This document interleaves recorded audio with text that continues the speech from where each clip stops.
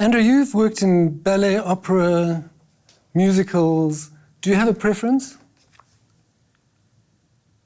No, I'd like to add to that. Drama, the extravaganza kind of shows, even television specials. I have absolutely no preference whatsoever.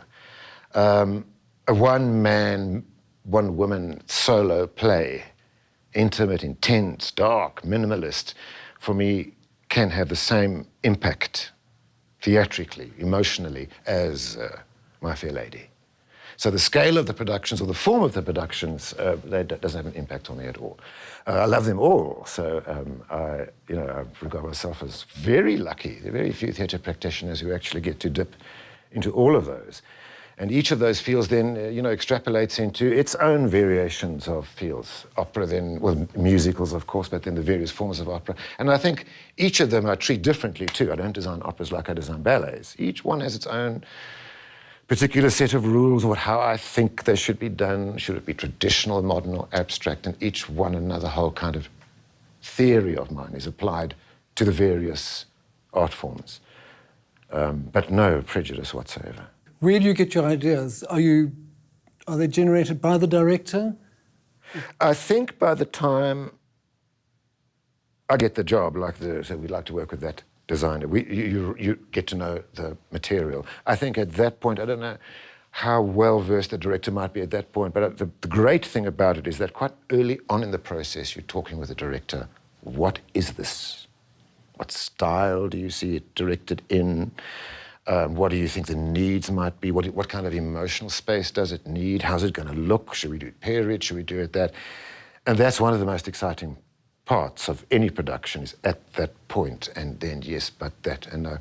Generally, 99.999% of the time, the directors are extremely open to ideas. And I think that's the hallmark of the creative process in theatre in any event. With a director, sure, but the same goes if one's working on a multidiscipline piece, say opera with dancing. Yes, then the conductor's going to be in there with his particular point of view, and the choreographer is going to have another point of view. And at a level where those productions come together and they really are magical, and there's no other word but magic, I think the respect that team has for each other's discipline is phenomenal. My peers and friends aren't painters and architects and designers. They're dancers and musicians and conductors. So it's this cross-fertilizing all the time of learning more about the other crafts. What is it about the score? If you're going into an opera, go deep in with the conductor and with the director, the choreographer, learn about the dancing. And that crossover is really, really fantastic, because then when later down the line, when you're working with a team, they're very aware of your area too. They're aware that those will be problems if it's a big, complex set. And you don't have to go around 100 corners. They understand where you're coming from. So all of those people, and if you're lucky, the composer, if it's an original piece, and the author, and that thing starts from that script. All kind of different ideas, backwards, forwards, until it kind of starts to find a direction in which this is going to be put onto the stage. A student, wanting to have a career like you have got, where do they start? Can they learn it at university, or do they apprentice themselves to a pediator in production? Well, I think they should firstly go for psychiatric evaluation, to be honest with you, because they've been given the wrong information. I do never want to make this daunting for a young designer, but it's very, very daunting. But having said that, I think it's also fair to say that stage design, as you know, the kind of way I do it, for example, that's changed. There are different I think one can't just say there's scenic design or scenography anymore. There are different kinds of design now, installation design, where you're actually putting the stuff together and assembling props on stage. Then my end of it too, which I see in the world now, is called stage architecture, but that's going the full thing with technical drawings and technical working drawings of the mechanics and projection and lighting and the wardrobe. To go on that path is a very, very long path. And what I find, though, generally, and it will go digital, there's no question, I advocate it immensely. It's just, it's beautiful, the old manual route of technical working drawings and models. But the flexibility that the digital route gives everybody is just the only way forward. How do you encourage a young student to say, right, you want to do stage design for theatre? You want to learn that. One, you've got to learn history. You must know history. So you get a good background in general history, history of art, history of architecture. And you must love theatre first. That's got to be your great passion. That's a hard one, not design. You serve the stage. There might be the art of the stage designer, but at the end of it all, you're a craftsman. You're a craftsperson within that team who's adding an aspect to the production. The rest of it is how all the other pieces get together. So your love for theatre, your passion for theatre, in its broadest forms, from literature, from the full works of the classics in terms of drama and opera and whatever. One will gain that on the way, but there needs to be an interest in that. Then you encourage them and say, right, now you understand that. You need design skills and the eye of design. By the time they're starting to get into this and they realize how much is getting paid, with very few exceptions, they digress into digital. And there's that curve to see how young, it's very difficult. How do you actually stick it out and learn those particular different crafts in that kind of time? It's not taught to that degree in South Africa, though the universities cover stage design. But it's something that most of it, I guess, you're going to have to learn yourself, or want to learn yourself. How do I do a technical drawing? What is classical architecture? How do I do that? And go to theatre. It's very simple. You can't see enough as a young designer. Be obsessed with it. Why? The history. Now, Andrew, you're still doing ballet, Yes. for instance. Are you frustrated because there just is not enough money around? Are you frustrated because you're having to limit to do abstract stages? Not really, actually. There's this whole thing about there's no budget. Now, there's no budget or no budget. And I've done about, I think, 6, 7 new ballets in the past 10 years or so for Joburg Ballet. But the big ones, the big brothers, and classical and full and done, traditional, as it were. We found techniques and technologies to actually do it effectively.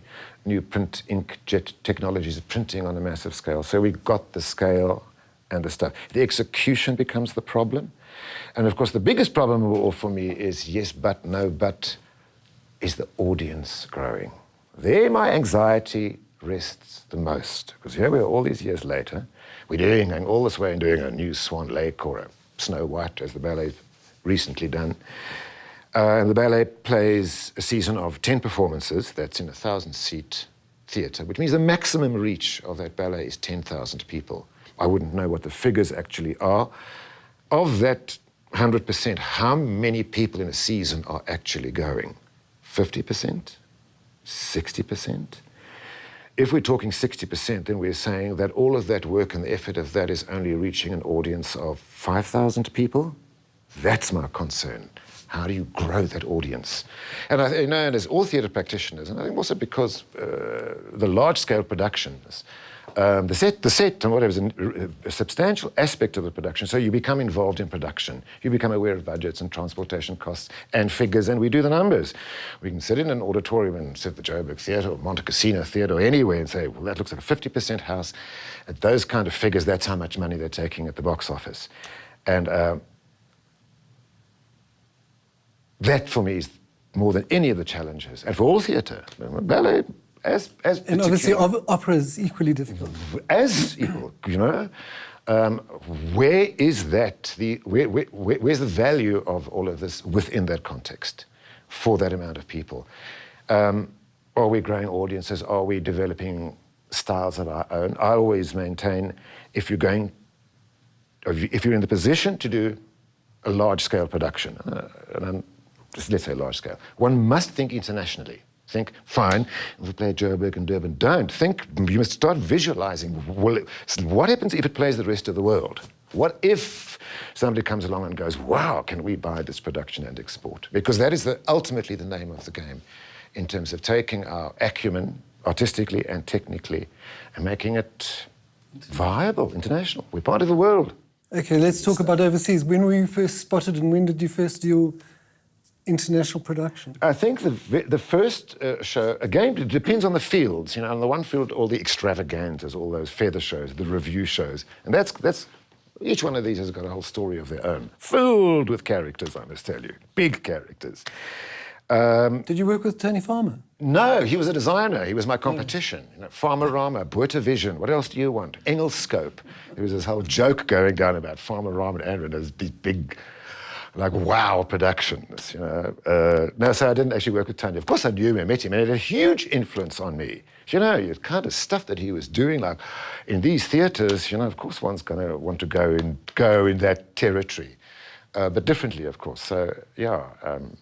So your first international? The first international show was a South African, actually, called David Moore. He used to be a dancer for Brickhill Burke. I know David Moore. David Moore was with Packed Ballet. David had left overseas, and David was now working here. This is 94, and he'd seen a show I did at Sun City, and those were days with landline phone calls, you know, where you said hello, and I'll phone you later, and you waited the phone the whole day. And said, yeah, I was working on You a show. booked a trunk call? You booked a trunk call. And he was doing a show with a French-based company that was in Korea. There was this whole thing of these Korea, the French-style feather show. Call it a review. French music hall review. Would I design that? Went there and did that for him. That opened another door then through that of those kind of shows. Now, going back to Brickhill Burke boys, David Moore was a Brickhill Burke boy. I was a Brickhill Burke boy. Nicky Swift was a Brickhill Burke boy too. He did the feathers. Last year in France, I did a show there, Flamboyant. French, big, works, feathers, staircases, everything. Myself, David Moore, and Nicky Swift. 3 Brickhill Burke boys put that show on together. So that thing of the feather shows is done by South African theatre boys. They've got a knack of that particular thing. Where did that come from? And then that opened up to those kind of shows in the whole Asia-Pacific region and the variations of those shows. As Cirque du Soleil came in, the feather kind of review show. Where do those dancers come from? The world. They're cast globally. Yeah. They're auditioning. The best, you know. And then that transmutated into, when Cirque du Soleil became so big, that kind of show. You know, less feathers, more fantasy, magic, the experiential kind of thing. And that went on for 15 years. That was that kind of show. And they still went on. But the opera international thing came from another route completely, from another quadrant. So these areas were kind of dovetailing each other. They're completely separate fields. Now, you actually did the Magic Flute in Holland.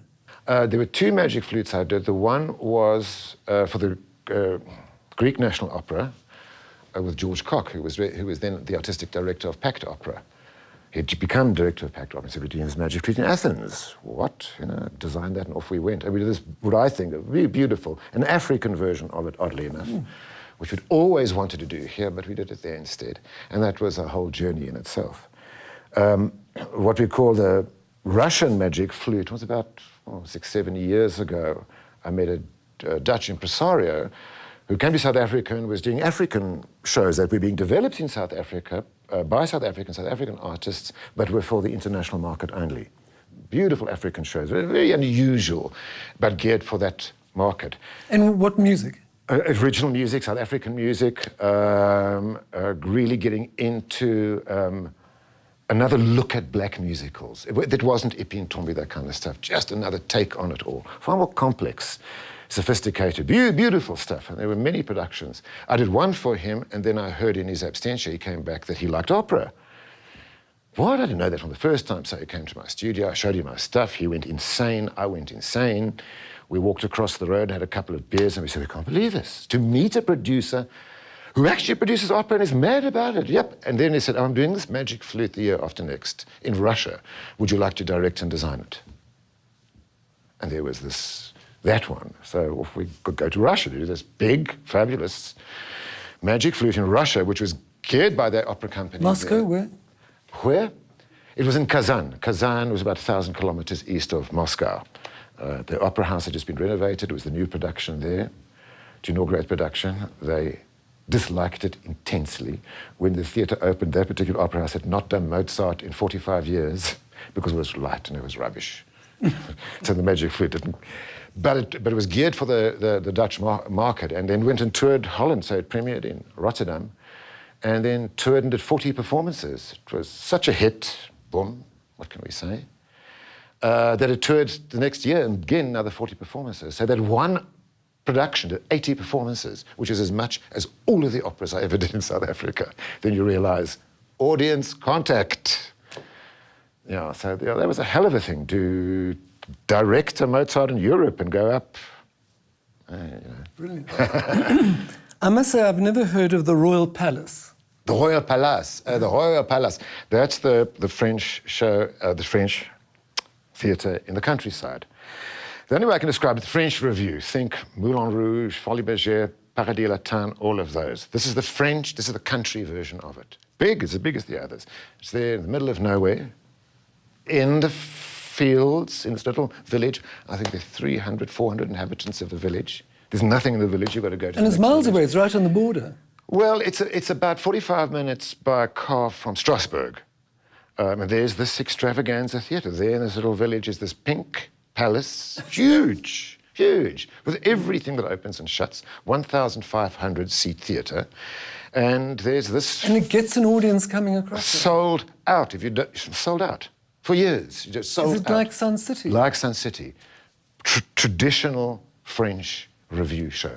Feathers and boobies and staircases and all of that, as gay as it gets, glittery as it gets. Boom, there's this hell of a show. As much as Sun City was obtuse, if people didn't know, what do you mean there's this theatre does these world-class, I use that phrase very carefully, shows in, yeah, but you've got to drive at it too, you know, it's just a country version of it. The shows that you did in Malaysia and China, were they the same sort of thing? They were just they varied. Feathers and booths. The ones in Malaysia were very different. That kind of bumped up. They varied. The ones in Malaysia bumped up completely. It was in a pavilion. It was a massive theatre, well, auditorium. It was in a venue converted for these purposes.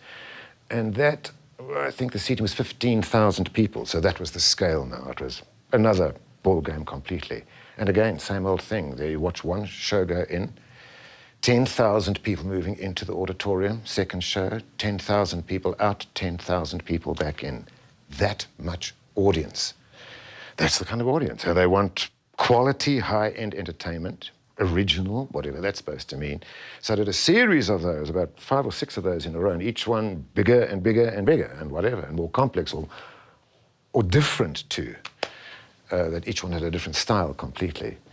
Then that led on to more of those kind of shows, and more of these casinos opened in Asia, to musicals eventually. I was, recently, then the Philippines opened about 5-6 years ago, massive new complex there with a theatre, loved musicals and these other kind of shows. Audience, just jaw-dropping audience. And you ask, why? I don't understand this. Down the road, you gather in the region that there's a tradition of taking kids to see theatre and learning to pay for it at that age. There's this tradition of it, and you pay and you go and see the show together as a family. So exponentially, you've now got an audience that is just growing, continuously growing. You can't build enough theatres in Asia. There's not enough content, so it's just getting bigger and bigger and bigger. And those productions vary completely, from musicals to circus to ice to you name it, but serious theatre. Don't you despair in South Africa where we don't get these audiences?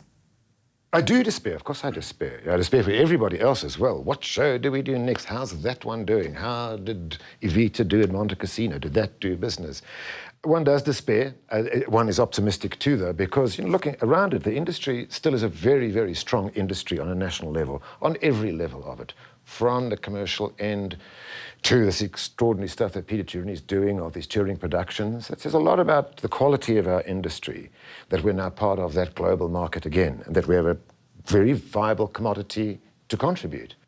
I still have this dream that one day a big, big, fantastic show, like those big shows, high artistic quality, we can actually produce and export at that kind of level to fill those theatres and say, hello, that's what we do. That's going to take time, though.